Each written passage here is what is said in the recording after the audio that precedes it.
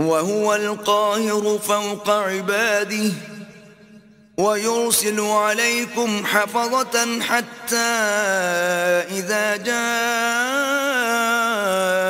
أحدكم الموت توفته رسلنا وهم لا يفرطون. اور وہ اپنے بندوں پر غالب ہے اور تم پر نگہبان مقرر کیے رکھتا ہے، یہاں تک کہ جب تم میں سے کسی کی موت آتی ہے تو ہمارے فرشتے اس کی روح قبض کر لیتے ہیں اور کسی طرح کی کوتاہی نہیں کرتے. ثم ردوا إلى الله مولاهم الحق ألا له الحكم وهو أسرع الحاسبين. پھر قیامت کے دن تمام لوگ اپنے مالک برحق خدا تعالیٰ کے پاس واپس بلائے جائیں گے.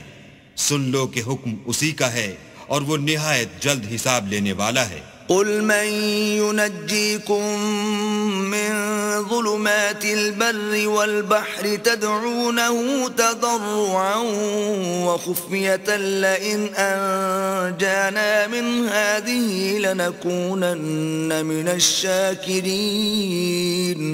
کہو بھلا تم کو جنگلوں اور دریاؤں کے اندھیروں سے کون مخلصی دیتا ہے جبکہ تم اسے عاجزی اور نیاز پنہائی سے پکارتے ہو اور کہتے ہو اگر اللہ ہم کو اس تنگی سے نجات بخشے تو ہم اس کے بہت شکر گزار ہوں. قل اللہ ينجيكم منها ومن كل كرب ثم أنتم تشركون.